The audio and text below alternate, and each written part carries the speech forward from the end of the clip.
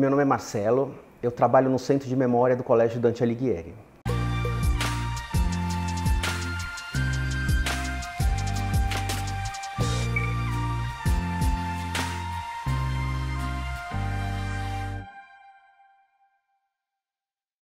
O Centro de Memória foi criado na época da comemoração do centenário do colégio. Então, isso em 2009, 2010, se pensou em fazer um Centro de Memória para a produção de pesquisa e produção da história do colégio. Então, o Centro de Memória tem a função de recolher toda a documentação antiga do colégio, fazer um tratamento arquivístico e disponibilizar essa pesquisa para alunos do colégio, professores, funcionários e até pesquisadores externos. O nosso acervo é composto de fotografias, que a gente chama a parte iconográfica do Centro de Memória. Atualmente são mais de 18 mil fotografias tratadas. A grande maioria já estão digitalizadas e mais ou menos umas 7 mil fotografias já estão disponibilizadas para consulta online.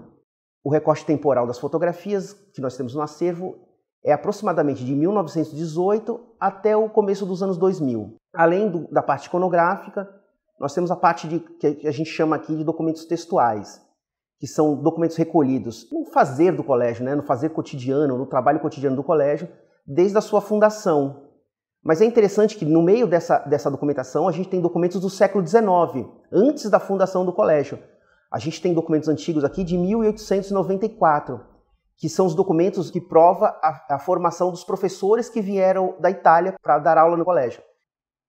Além disso, a gente tem a parte que a gente chama aqui de objetos tridimensionais, que são peças de laboratório, mobiliário escolar, uniformes, peças de sala de aula, que são canetas, giz, globos terrestres. Então, tudo isso está para pesquisa também e é divulgado no colégio para dar uma parte museológica para o Centro de Memória.